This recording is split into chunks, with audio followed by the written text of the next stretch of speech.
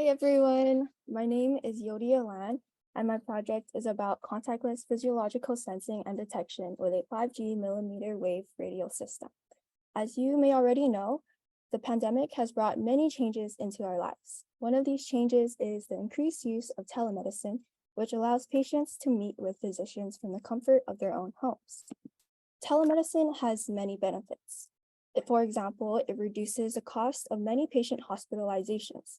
It eliminates the need to be transported to and from a hospital, which is especially practical for older patients and patients living on neighboring Hawaiian islands.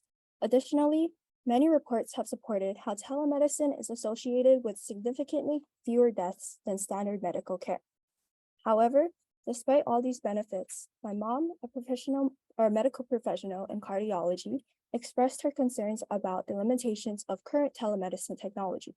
As a result, I decided to research the limits of telemedicine devices used in heart disease management.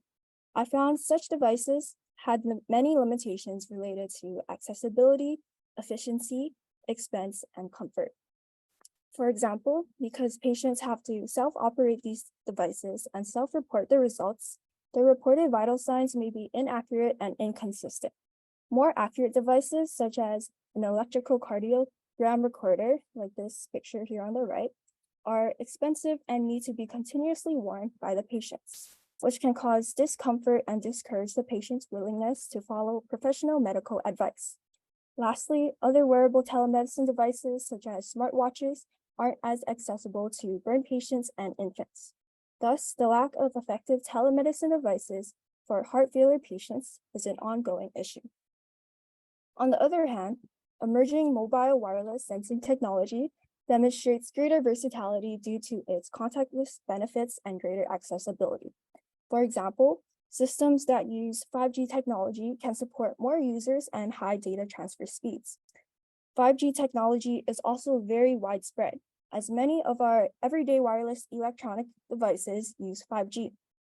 Therefore, this project aimed to test whether a 5G communication system could serve as a contactless alternative to current telemedicine monitoring methods.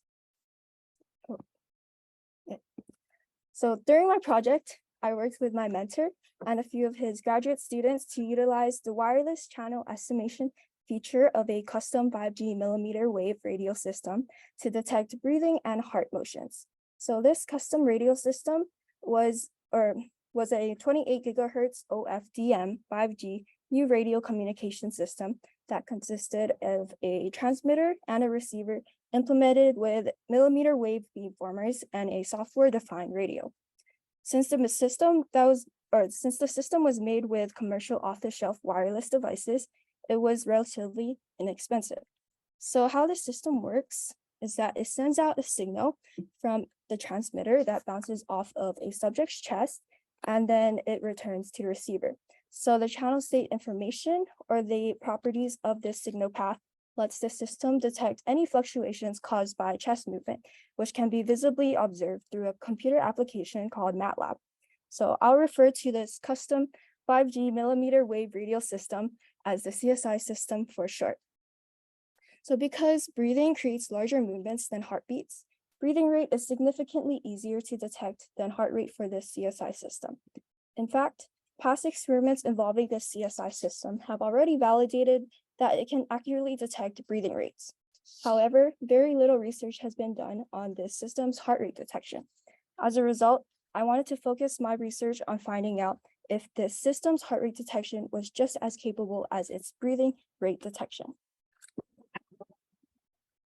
So this leads me to my research question. Can I contactlessly detect both breathing rate and heart rate through this CSI system? To answer this question, we compared the CSI system to a wearable telemedicine device, which was a health monitoring smartwatch. This smartwatch was a Maxim Integrated Health Sensor Platform 2.0 wristwatch that uses a photoplethysmography sensor to detect heart rate accurately. So I'll refer to the smartwatch as the PPG watch for short. So our project's method consisted of 3 steps. The first step was to conduct an experiment with both the CSI system and the PPG watch. Next, we extracted or plotted the breathing and heart rates from each collected data set. And then lastly, we calculated the average relative error of the extracted rates. So the method we used was similar to the methods used by Ishmael et al. And Stankaitis and Borek-Lubecki. So in our experimental setup, the communication system was positioned 1 meter away from a human subject. The subject was then instructed to wear the PPG watch on their left wrist so that the watch and the CSI system could simultaneously collect data. A total of 3 subjects were recruited to participate in a set of 3 trial types each subject: free breathing, coached breathing, and free breathing after exercise. So during the free breathing trial, subjects were instructed to breathe as they regularly would.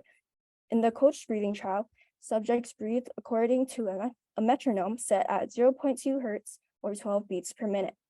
Finally, in the free breathing after exercise trial type, subjects performed 1 minute of jumping jacks right before data collection and then breathed as they usually would after exercising. In all trials, subjects were instructed to breathe according to each specific trial type for 90 seconds, and then after that, they're instructed to hold their breath for another 30 seconds.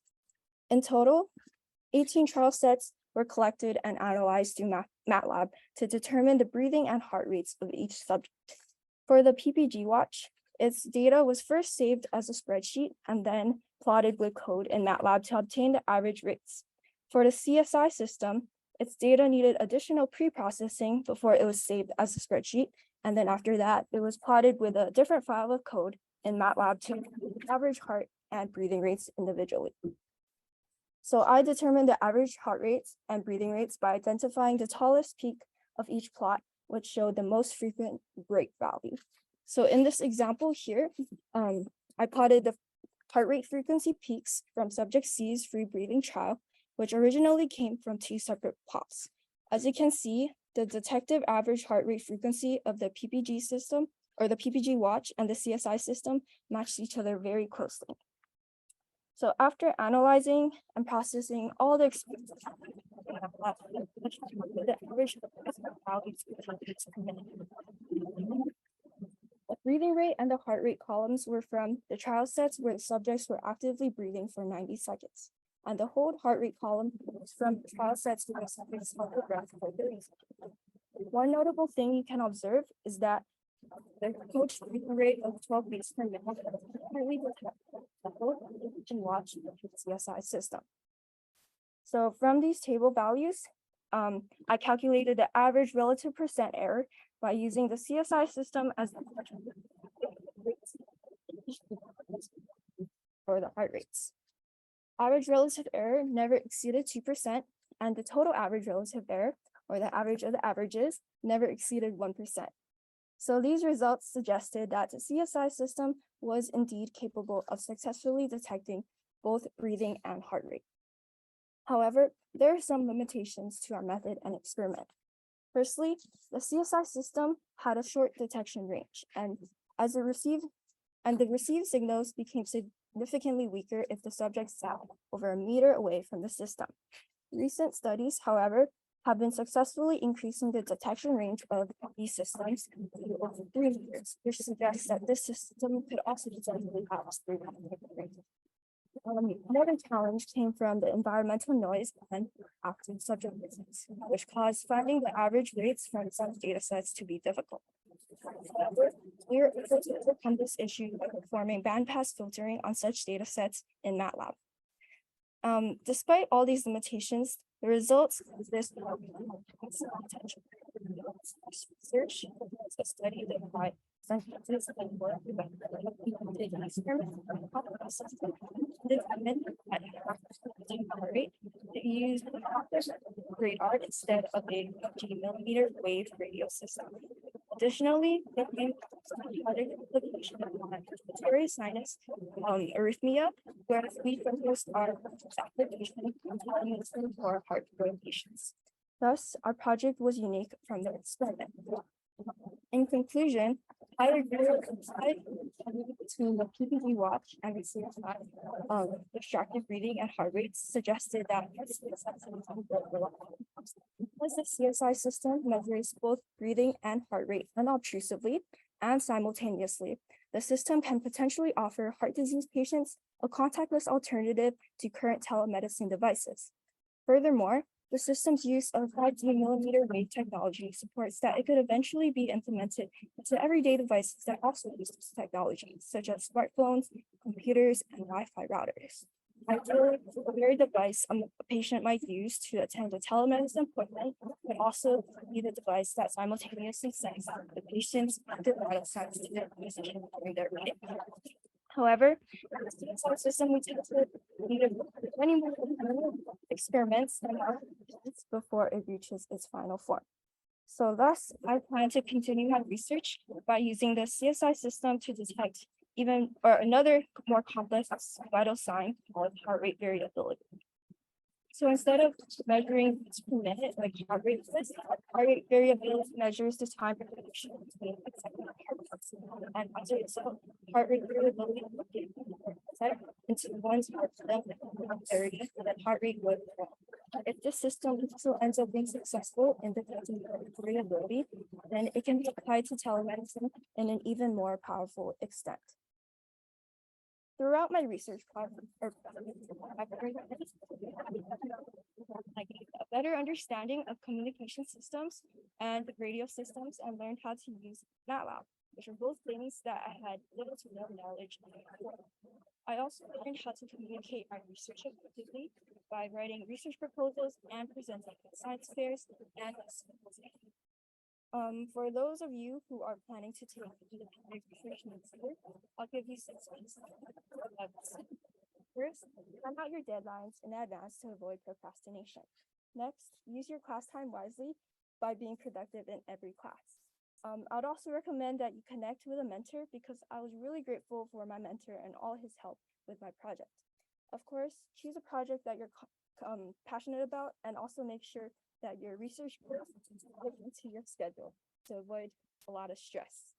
Lastly, don't give up or ever let yourself get discouraged because even though research may come with a lot of failures, in the end, if you push through, you will be able to see how much you've grown and achieved. So now, I'd like to take the time to thank everyone that has supported me in my research. Thank you to my mentor, Dr. Yao Zhang, and his students for all of your time and guidance with my experiment. I couldn't have done this project without you. Thank you to Dr. Chan and Mrs. Kobayashi for all your encouragement and help throughout this whole process. And thank you to my family and friends for always being there for me and giving me valuable advice. Lastly, thank you to all of you here for listening to my presentation. Here are my references, and that is all. Thank you for listening.